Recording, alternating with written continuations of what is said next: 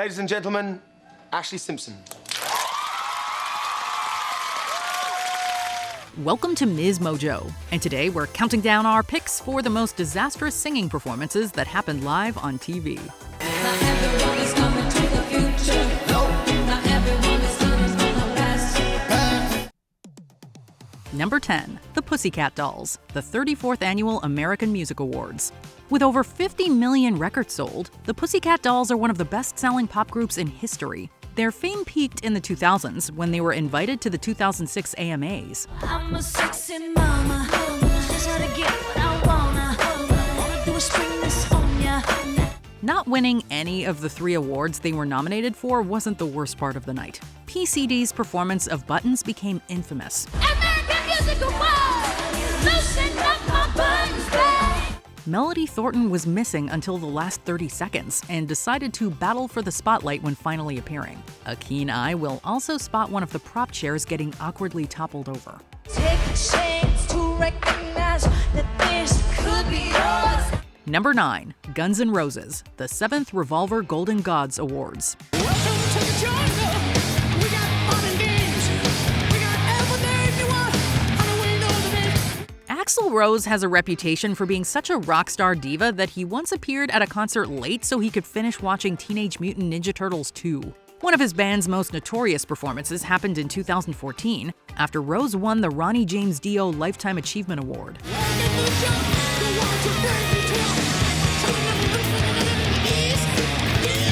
After a few delays, the audience was treated to an hour-long Guns N' Roses set. Well, it was only a treat for fans of disappointing vocals that suggested Rose's prime was decades ago.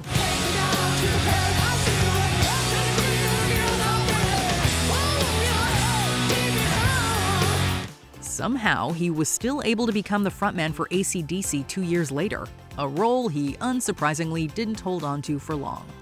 Number 8, Lana Del Rey, Saturday Night Live.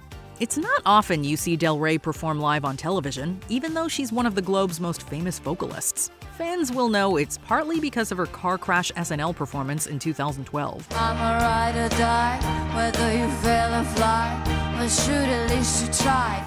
She appeared to sing both video games and blue jeans, staples of her early career. It's easy to see how nervous she was, which was probably the major reason her vocals were so weak. I was like, no, please, stay here. We don't need no money, we can make it all work. Del Rey was so traumatized she's since only performed on The Tonight Show in 2020. That was during lockdown, so they weren't allowed an audience. This helped with the stage fright quite a bit. The incident on SNL didn't seem to hamper Del Rey's extremely successful career. Swinging in the old bars, singing with the old stars, living for the fame. Number 7, Britney Spears, the 24th Annual MTV Video Music Awards.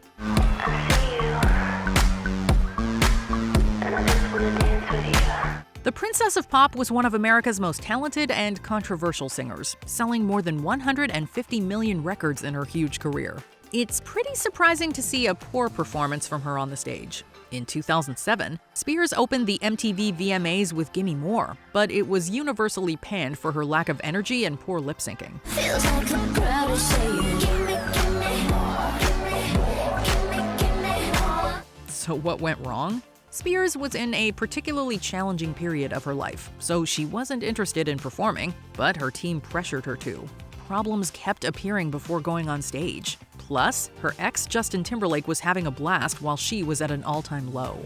On the bright side, Leave Britney Alone was released soon after, making YouTube history. Speaking of professionalism, when is it professional to publicly bash someone who's going through a hard time? Leave Britney alone! Number 6, Mariah Carey, Dick Clark's New Year's Rockin' Eve. Fans of Carey would be delighted to see her perform at Times Square on New Year's Eve. Excitement soon turned to disappointment after she made it on stage. Well, Happy New Year! We can't hear, but I'll just get through the motions, okay? Within a minute of starting the show, you can tell something's wrong. Her dancers were killing it, but Carey was complaining that she couldn't hear anything. As such, she didn't sing for almost an entire song. Carey claimed the producers had set her up to fail, which they denied. According to them, they'd never want to compromise a performance on their show, and that it was simply a technical error. Bring the fellas on, yes! And it just don't get any better. Number 5, Carolin Marcel at the Quebec Coliseum. This performance was so bad, it became the only thing the artist is known for.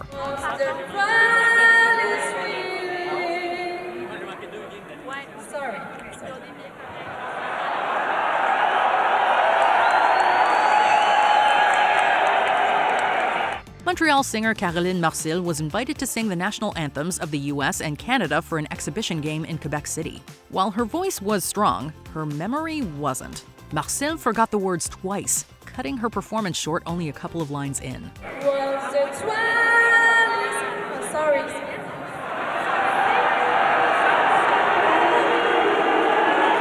After 2 attempts, she left the stage, probably to find the lyrics. Unfortunately for her, the 3rd attempt was the biggest disaster. Marcel collapsed on the ice, her monumental failure being broadcast to the whole of 2 countries. Number 4, Millie Vanilli, Club MTV. In 1989, Millie Vanilli rapidly achieved international stardom, then rapidly lost it in the same year. Their downfall was a historically poor MTV performance in Bristol, Connecticut. A hardware error caused half of one line to play on repeat, kind of like a broken record player.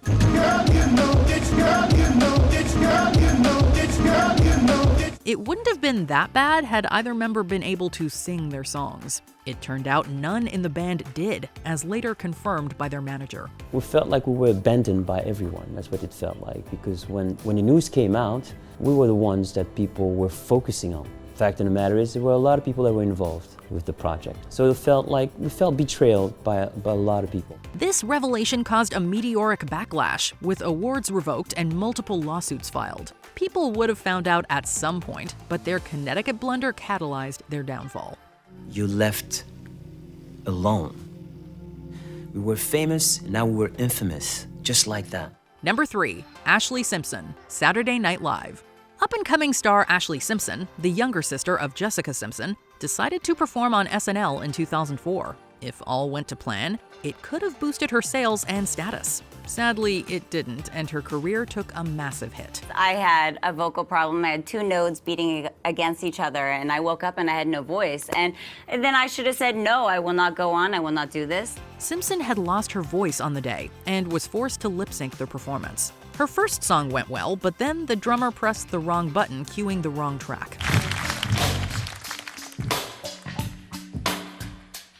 On a Monday, I am waiting. Tuesday, I am fading. The band decided to play the wrong song, confusing Simpson, who walked off stage after unsuccessfully trying to dance it off. She received huge criticism for the incident, which in hindsight was barely justified. I had the #1 song. It was like everything was about to go like somewhere, and then it was just like, whoa, the humility of not even understanding what grown-ass people would say about you. Number 2, Fergie, the NBA All-Star Game. What's so proudly wave at the twilight's last gleaming. You probably know her from the Black Eyed Peas, who had her as a member during their peak years. Her departure in 2018 was announced on the same day she performed the Star-Spangled Banner for an NBA game. Fergie decided to put her own spin on it, adding a bit of spice to the anthem which few appreciated. The bombs bursting in air. At the climax, you can see the players struggling not to laugh. The most impressive thing about this performance is that it somehow isn't the anthem's worst rendition. Fergie's barely been in the spotlight since, with this show likely being a factor. I don't want to put any disrespect on the national anthem. That I wanted to make clear. That's why I put out the statement. And then after that was, a breath that people knew that I wasn't trying to disrespect anybody. Then I wanted to joke. And the funny thing is, I felt like I didn't want to be lame. I felt like I was too late to the joke then. Before we unveil our top pick, here are some dishonorable mentions. 50 Cent, the 7th annual BET Awards, forgot a whole verse, then blamed it on an aerialist. What's up, man? I'm trying to figure out where everybody at. What's up? Metallica and Lady Gaga, the 59th annual Grammy Awards. James Hetfield's microphone wasn't plugged in until the song's climax.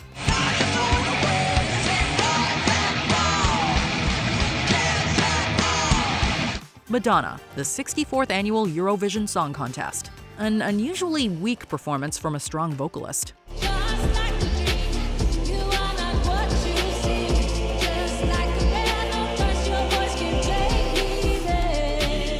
Before we continue, be sure to subscribe to our channel and ring the bell to get notified about our latest videos. You have the option to be notified for occasional videos or all of them. If you're on your phone, make sure you go into your settings and switch on notifications. Number 1. Roseanne Barr, Jack Murphy Stadium. Taking our top spot is the most infamous rendition of the Star-Spangled Banner in history.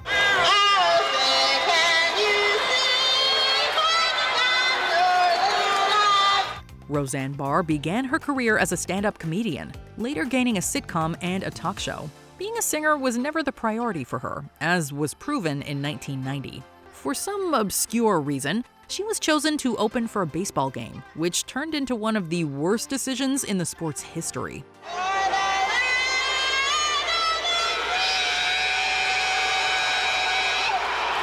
It seemed to draw more influence from the most avant-garde Yoko Ono tracks than the national anthem itself. It was so bad that even President George H.W. Bush was offended. I think this was my one shot. And about 250 Americans agree. Were there any particularly diabolical performances we forgot to include? Leave them in the comment section below. We're missing some of this logo, but it is what it is. But I like the way. I'm gonna say let the audience sing, okay?